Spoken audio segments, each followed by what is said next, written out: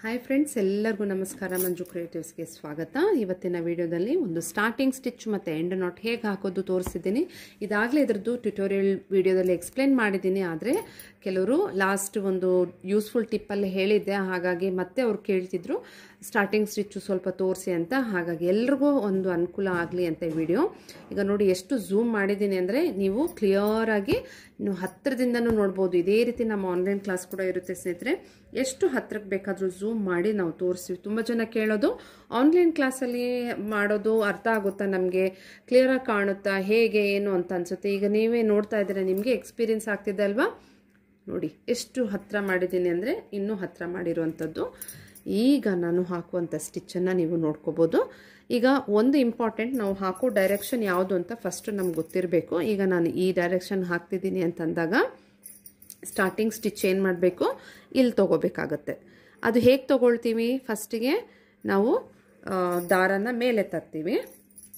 ಗಂಟು ಹಾಕ್ಕೋಬಾರ್ದು ನೀಡಲಲ್ಲಿ, ಅಂದರೆ ದಾರನ ಹೀಗೆ ಹಿಡ್ಕೊಂಡಿರ್ಬೇಕಾಗತ್ತೆ. ಇದು ನಾನೆಲ್ಲ ಹೇಳ್ಕೊಟ್ಟಿದ್ದೀನಿ. ಒಂದು ರಿಂಗ್ ಫಾರ್ಮ್ ಮಾಡಿಕೊಂಡು ಈ ರೀತಿ ಮಾಡಿಕೊಂಡು ಬೆರಳಲ್ಲಿ ಹಿಡ್ಕೊಂಡಿರಬೇಕು. ಆಗಲೇ ನಮಗೇನಾಗುತ್ತೆ ಅಂತಂದರೆ ಕೆಳಗಡೆಯಿಂದ ದಾರ ಮೇಲೆ ತೊಗೊಳಕ್ಕಾಗುತ್ತೆ. ಗಂಟು ಹಾಕಿಲ್ಲ ನಾನು, ಬಿಡಿಯಾಗಿದೆ ಅದು. ಈಗ ನಾನು ಮೇಲೆ ತೊಗೊಂಡು ಬಂದಿದ್ದೀನಿ ದಾರನ. ಈಗ ಹೋಗಬೇಕಾಗಿರೋ ಡೈರೆಕ್ಷನ್ ಡೈರೆಕ್ಟಾಗಿ ಹಾಗೆ ಸ್ಟಾರ್ಟ್ ಮಾಡಬಾರ್ದು. ಹಿಂದೆ ಅದರ ಪಕ್ಕದಲ್ಲಿ ಇಲ್ಲಿ ಹತ್ತಿರದಲ್ಲಿ ಒಂದು ಸ್ಟಿಚ್ಚನ್ನು ಕೊಡಬೇಕು. ಇಲ್ಲಿ ಒಂದು ಸ್ಟಿಚ್ ಕೊಟ್ಟು ಆಮೇಲೆ ನಾನು ಕಂಟಿನ್ಯೂ ಮಾಡ್ತೀನಿ. ಇದೇ ಸ್ಟಾರ್ಟಿಂಗ್ ಸ್ಟಿಚ್ ಅಂತ ಹೇಳ್ಬೋದು ಸ್ನೇಹಿತರೆ.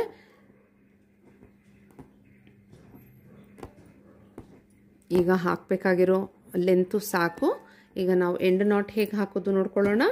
ದೊಡ್ಡದಾಗಿ ಫಸ್ಟ್ ಒಂದು ಸ್ಟಿಚ್ಚನ್ನು ತೊಗೊಳ್ಳಿ, ಹತ್ತಿರದಲ್ಲಿ ಇನ್ನೊಂದು ಸ್ಟಿಚ್ಚನ್ನು ತೊಗೊಬರ್ಬೇಕು. ಈಗ ಫಸ್ಟ್ ಸ್ಟಿಚ್ಚು ಚಿಕ್ಕದಾಯಿತು. ಈ ಥರ ಎಳೆಯುವಾಗ ಫಸ್ಟದ್ದು ನೋಡಿ ಇಲ್ಲಿ ಇದೆಯಲ್ಲ, ಅದು ಸ್ವಲ್ಪ ಚಿಕ್ಕದಾಗಿದೆ. ಅದನ್ನು ಏನು ಮಾಡಬೇಕಾಗತ್ತೆ ಅಂದರೆ ಹಿಂದೆಯಿಂದ ಹೋಗಿ ಆ ಫಸ್ಟದು ಚೈನ್ ಏನಿರುತ್ತೋ ಅದನ್ನು ಹಿಡ್ಕೋಬೇಕು, ಅಥವಾ ಲೂಪನ್ನು ಹಿಡ್ಕೊಂಡು ಆಮೇಲೆ ಈ ದಾರನ ಕೆಳಗಡೆಗೆ ಎಳಿಬೇಕಾಗತ್ತೆ. ಈ ರೀತಿ ಎಳಿವಾಗ ನೋಡಿ, ಈ ಥರ ಸ್ವಲ್ಪ ಪ್ರೆಷರ್ ಕೊಟ್ಟರೆ ಆ ಗಂಟು ಇದು ಬಂದ್ಬಿಡುತ್ತೆ ಕೆಳಗಡೆಗೆ. ಓಕೆನಾ, ಈ ರೀತಿಯಾಗಿ ಬಂದ್ಬಿಡುತ್ತೆ.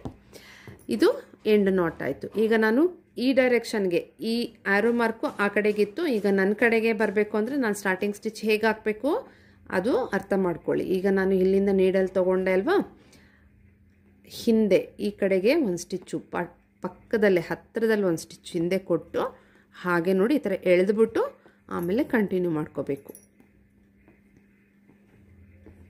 ಈಗ ಎಂಡ್ ನಾಟ್ ಹಾಕೋದು ಹೇಗೆ ಈ ಡೈರೆಕ್ಷನಲ್ಲಿ ಅಂತ ನೋಡ್ಕೊಳ್ಳಿ. ಮೇಲ್ಗಡೆಗೆ ಈ ಥರ ದೊಡ್ಡದಾಗಿ ತೊಗೊಳ್ಳಿ, ಮತ್ತು ಇನ್ನೊಂದು ಸ್ಟಿಚ್ಚು ಹತ್ತಿರದಲ್ಲಿ ತೊಗೋಬೇಕು. ಈಗ ನೋಡಿ ಸೆಕೆಂಡ್ ಸ್ಟಿಚ್ಚನ್ನು ಎಳಿತಾ ಇದ್ದಂಗೆ ಫಸ್ಟದು ಸ್ವಲ್ಪ ಚಿಕ್ಕದಾಯ್ತಲ್ವಾ. ಈಗ ಮತ್ತೆ ಇದನ್ನು ಹಿಂದ್ಗಡೆಯಿಂದ ಬಂದು ನೀಡಲನ್ನು ಫಸ್ಟು ಚೈನನ್ನು ಹಿಡ್ಕೋಬೇಕು, ಈ ದಾರನ ಎಳಿಬೇಕು. ತುಂಬ ಸಿಂಪಲ್ ಸ್ನೇಹಿತರೆ. ಆರಾಮಾಗಿ ಈ ಥರ ಎಂಡ್ ನಾಟ್ ಹಾಕ್ಕೋಬೋದು. ಎಲ್ಲಿ ಎಷ್ಟು ಸಾರಿ ಬೇಕೋ ಅಷ್ಟು ಸಾರಿ ಸ್ಟಾರ್ಟಿಂಗ್ ಸ್ಟಿಚ್ಚು ಕೊಡ್ಬೋದು, ಅದೇ ರೀತಿ ಎಂಡ್ ನಾಟು ಹಾಕ್ಕೋಬೋದು. ಒಂದು ಗಂಟು ಹಾಕೋ ಮೆಥಡಿಂದ ನೀವು ತುಂಬ ಜನ ಕಲಿತಾ ಇದ್ದೀರ. ಏನು, ದಾರಕ್ಕೆ ಕೆಳಗಡೆ ಏನು ಮಾಡ್ತಾರೆ, ಗಂಟು ಹಾಕ್ಬಿಡ್ತಾರೆ. ನಾವು ನಾರ್ಮಲ್ ಒಂದು ಸೂಜಿ ದಾರದಲ್ಲಿ ಮಾಡುವಾಗ ನಾವೇನು ಮಾಡ್ತೀವಿ, ಆ ಥರ ಗಂಟು ಹಾಕ್ತೀವಿ ಅಲ್ವಾ, ಇಲ್ಲಿ ತುದಿಗೆ ಗಂಟು ಹಾಕ್ಬಿಟ್ಟು ಮಾಡ್ತೀವಿ. ಆದರೆ ಆರಿ ವರ್ಕ್ ಮಾಡುವಾಗ ಆ ಮೆಥಡನ್ನು ಫಾಲೋ ಮಾಡಬಾರ್ದು ಸ್ನೇಹಿತರೆ. ಈಗ ತೋರಿಸಿರೋ ಮೆಥಡನ್ನು ಫಾಲೋ ಮಾಡಿ. ಇದರಿಂದ ಏನು ಬೆನಿಫಿಟ್ ಅಂತಂದರೆ, ಈಗ ಇಲ್ಲಿ ಎಂಡ್ ನಾಟ್ ಹಾಕಿದ್ದೀನಿ, ಮತ್ತು ನಾನು ಇಲ್ಲಿ ಸ್ಟಾರ್ಟ್ ಮಾಡಬೇಕು ಅಂತಂದರೆ ಹಾಗೆ ಹಾಕೋದಕ್ಕಿಂತ ಬೆಟರ್ ಏನು ಅಂತಂದರೆ ಸ್ಟಾರ್ಟಿಂಗ್ ಸ್ಟಿಚ್ ಕೊಟ್ಟು ನೀವು ಹಾಕ್ಕೊಳ್ಳೋದ್ರಿಂದ ಎಷ್ಟು ಬಾರಿ ಬೇಕಾದರೂ ಎಷ್ಟು ದೂರದಲ್ಲಿದ್ರೂ ನೀವು ಅದನ್ನು ಕಂಟಿನ್ಯೂ ಮಾಡ್ಕೊಂಡು ಹೋಗ್ಬೋದು. ದಾರನ ನೋಡಿ, ಇಲ್ಲಿಂದ ನಾನು ಹಾಗೆ ಹಾಕ್ತಾ ಇದ್ದೀನಿ, ಇಲ್ಲಿರೋ ದಾರನ ಇಲ್ಲಿ ತೊಗೊಂಡಿದ್ದೀನಿ. ಹಾಗೆ ಕಂಟಿನ್ಯೂ ಸ್ಟಾರ್ಟಿಂಗ್ ಸ್ಟಿಚ್ ಕೊಟ್ಟೆ ಬೇಕಾಗಿರೋ ಡೈರೆಕ್ಷನ್ಗೆ ಹಾಕುವಂಥದ್ದು. ಈ ರೀತಿಯಾಗಿ ಮಾಡಿಕೊಂಡು ನಾವು ಕಂಟಿನ್ಯೂ ಮಾಡ್ಕೋಬೋದು. ಇದು ತುಂಬ ಒಳ್ಳೆಯ ಒಂದು ಹ್ಯಾಬಿಟ್ಟು. ಇದನ್ನು ಎಲ್ಲರೂ ಫಾಲೋ ಮಾಡಿ ಪ್ರಾಕ್ಟೀಸ್ ಮಾಡ್ಕೊಳ್ಳಿ, ಇದು ಒಳ್ಳೆಯದು ಅಂತ ಹೇಳ್ತೀನಿ.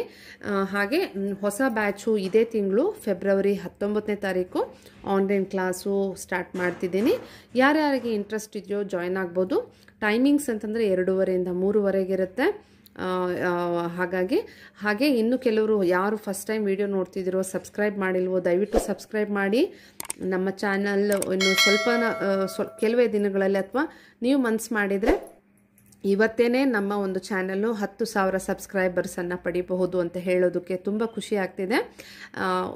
ನಾನು ಅಂದ್ಕೊಂಡಿರಲಿಲ್ಲ ಈ ಥರ ಯೂಟ್ಯೂಬಲ್ಲಿ ವೀಡಿಯೋಸ್ ಹಾಕ್ತೀನಿ, ಒಂದು ಚಾನಲ್ ಮಾಡ್ತೀನಿ ಅಂತ.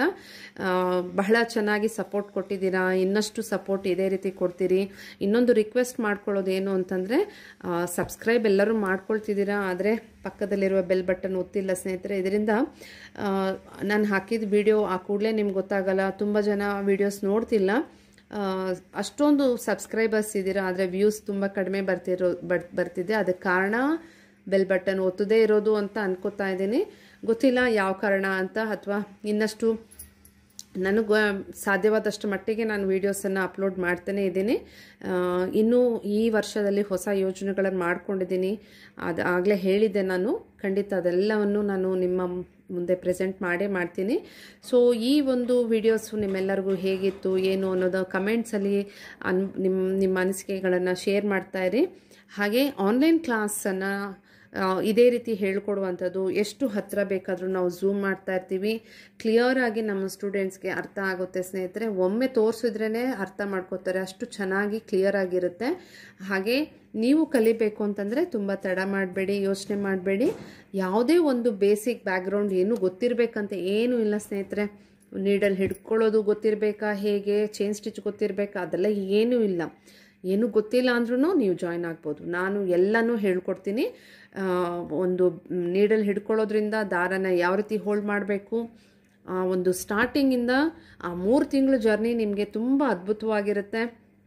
ಬೇರೆ ಬೇರೆ ಸ್ಥಳಗಳಿಂದ ಜಾಯ್ನ್ ಆಗಿರ್ತಾರೆ ಸ್ಟೂಡೆಂಟ್ಸು.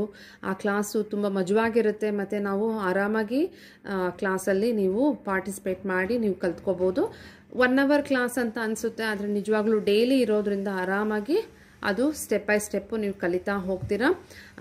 ಒಂದು 3 ತಿಂಗಳೊಳಗಾಗಿ ನೀವು ಎಲ್ಲ ಸ್ಟಿಚಸ್ಸು ಕಲಿತು ಹೇಳ್ಕೊಡೋದಷ್ಟೇ ಅಲ್ಲ, ನಮ್ಮದು ಫೈನಲ್ ಆಗಿ ನಾನು ಕೆಲವೊಂದು ಅಸೈನ್ ಮಾಡಿಸ್ತೀನಿ, ಅವ್ರಿಗೆ ಅಸೈನ್ಮೆಂಟ್ಸ್ ಕೊಡ್ತೀನಿ. ಇದರಿಂದ ಏನಾಗುತ್ತೆ ಅಂದರೆ ಅವರು ಕಂಪ್ಲೀಟ್ ಆಗಿದ್ಮೇಲೆ ಅವರು ಡಿಸೈನ್ಸ್ ಹಾಕೋದನ್ನು, ಅಂದರೆ ಅದು ಸಪ್ರೇಟ್ ಡಿಫ್ರೆಂಟ್ ಆಗಿರುತ್ತೆ. ಇದುವರೆಗೂ ನಾನು ಎಲ್ಲೂ ವಿಡಿಯೋದಲ್ಲಿ ಹೇಳಿಲ್ಲ, ಅದು ಸರ್ಪ್ರೈಸ್ ಆಗೇ ಇಟ್ಟಿದ್ದೀನಿ.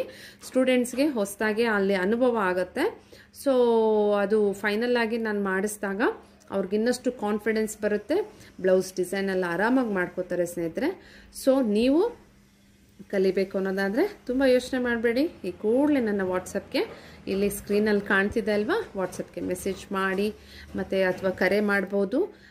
ಮತ್ತು ಇದು 3 months ಕೋರ್ಸ್ ಅಂತ ಹೇಳಿದೆ. ತುಂಬ ಏನು ಮಾಹಿತಿಗಳೇನಿಲ್ಲ ಸ್ನೇಹಿತರೆ. 3 months ಕೋರ್ಸು, ಫಸ್ಟ್ 1 ತಿಂಗಳು ಸಿಲ್ಕ್ ಥ್ರೆಡ್ದಿರುತ್ತೆ, ಆಮೇಲೆ ಇನ್ನು ಉಳಿದ ತಿಂಗಳಲ್ಲಿ ಎಲ್ಲ ಮೆಟೀರಿಯಲ್ಸು, ಮಿಕ್ಕಿರೋ ಎಲ್ಲ ಮೆಟೀರಿಯಲ್ಸೂ ಹೇಳ್ಕೊಡುವಂಥದ್ದಿರುತ್ತೆ.